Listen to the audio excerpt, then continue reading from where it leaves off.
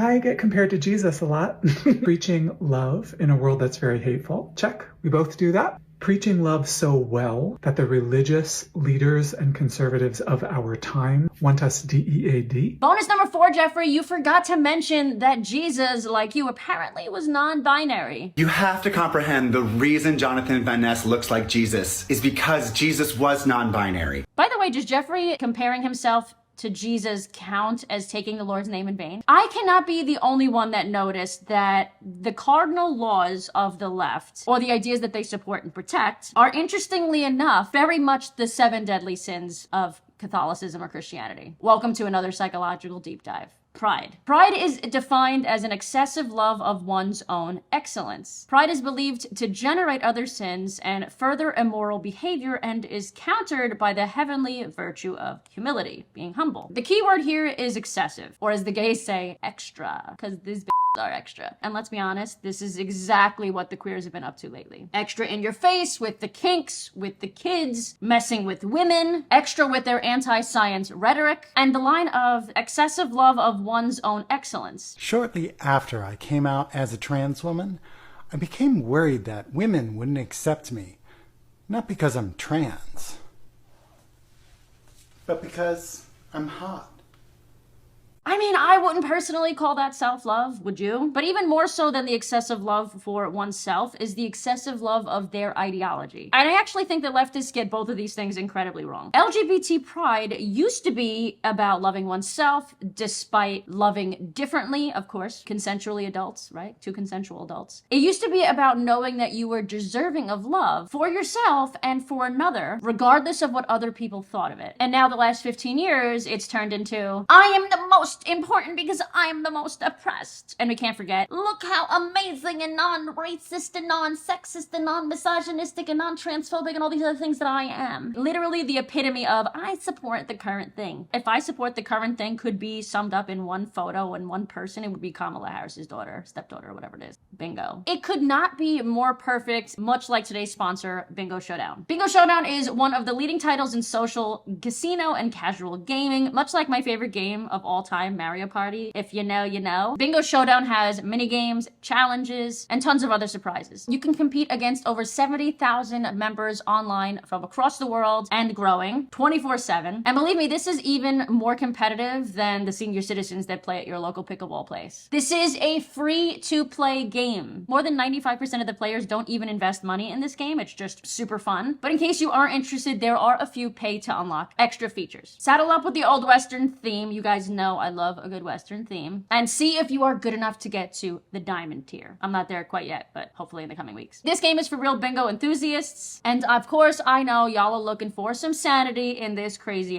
world. Click the link in the description below to download my favorite bingo game and make sure you support companies that support this channel and our morals. We're gonna say it like that because it just body positivity became fat positivity, and with that became, of course, a new surge of influencers, a heavy set of influencers, you get it. Half of them calling others fat phobic, and the other half complaining about airline seats or theme park rides or just life in general not being accommodating enough for them. If you have a problem with someone's fat body overspilling it into your seat, that's not the person's problem. It's the airline's problem, because that's who you're paying your money for. It means they're not an inclusive company. So if it's affecting you, think how much it's affecting that person. Yeah, it affected them so much that they unalived. They done. They out. As a soul on this planet, we should always do our best to actually love ourselves mentally, physically, and then spiritually, mentally, physically, emotionally, and spiritually. Eating yourself into a spiral death trap isn't any of those things. Just think how many people would be grateful to be born in a healthy body. How many people would just be happy, how many souls, I should say, would just be happy to be born, given another life to learn and to love. Okay, this isn't self-love. It's also not something to be shamed. I don't think that shaming people like this is healthy either, or actually gonna do them any good. But let's stop promoting this shit once and for all, please, because this is what's coming from that. Remember the woman that I covered back about a year ago in the cake eating incident video? And then it comes time to cut the cake, and someone decides to ruin everything. Oh my God, That slice is huge. Yeah, she's now working for the city of San Francisco as the consultant for weight stigma. You can't make it up. I'm unbelievably proud to serve the city I've called home for at least 20 years. I'm working with a team at the San Francisco Department of Public Health as a consultant on weight stigma and weight neutrality. Lust. You gotta admit the gays are specifically guilty for this one. But others recently started following suit. Sleeping with thousands of people on camera for clicks and likes and money without a care for themselves or for you. I think sometimes like feeling so like robotic. Like by the 30th, you know, like when we're getting on a bit, I've got like a routine of like how we're gonna do this, and like it just, sometimes you'd like disassociate and be like, using people as a body that's simply for tossing around and using and then like throwing away, spreading disease, not teaching yourself to emotionally heal from being dumped or breaking up with somebody, or other issues that sex might be a band-aid for you for. I mean, are there like some good things that come from being sexually intimate with somebody without any emotions? I mean, yeah,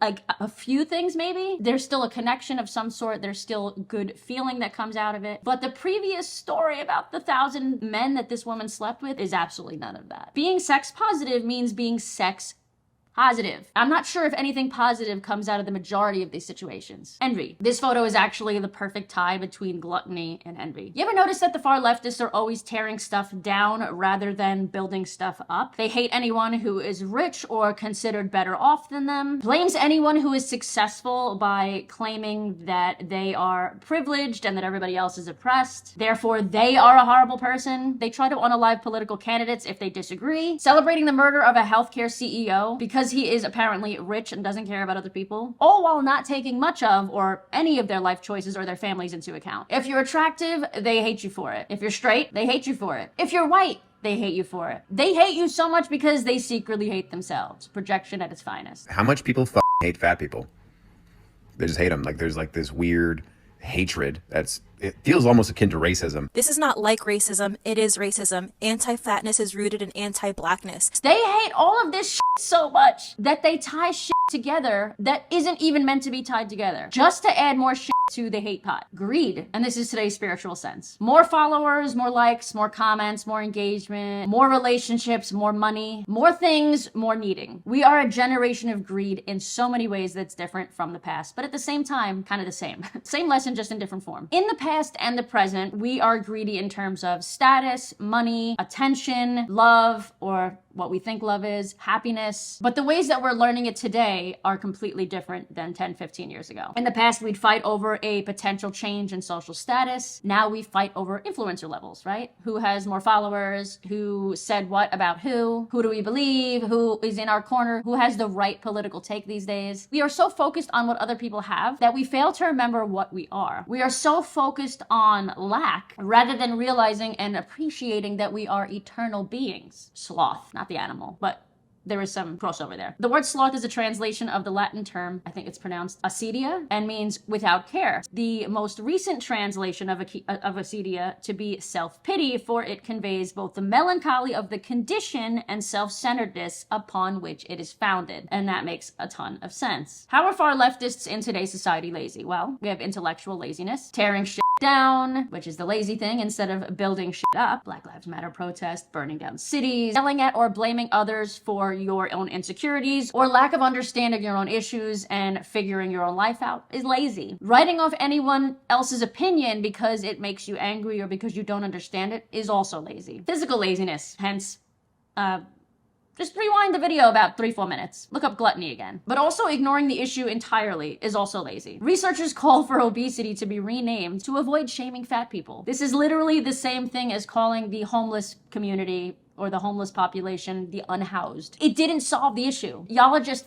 lazy. Emotional laziness, drinking, drugs, repeating painful experiences, all because we didn't take the time to properly feel the hurt, embrace it and learn from it and heal from it. Spiritual laziness, being aware of your lessons and ignoring them, being aware of your talents and not using them, being aware of yourself and not trusting your instincts. Wrath. Xavier said, nothing is sacred anymore, not sex, not faith, not health, not protecting children, not education, not marriage, not tradition. And I can't help to think that maybe this is part of the reason for all the anger and hate on that side of things, on the left side at the moment. In Roman Catholic theology, wrath is defined as an intense feeling of hatred or resentment that leads to a desire for vengeance. Constant anger. We have thousands of videos of people acting and looking like this. I actually posted a video a few years back about how leftism is in itself basically a religion. And I recently found a video that explains it even better than I had 2 years ago. These leftist activists are godless fanatics. They're unimaginably abusive towards those who leave their cult. Evangelize their dangerous dogma behind the veil of false compassion. Their notion of inclusivity only extends to those strictly adhering to their perverse and twisted ideology. Their godless religion is devoid of any and all morality.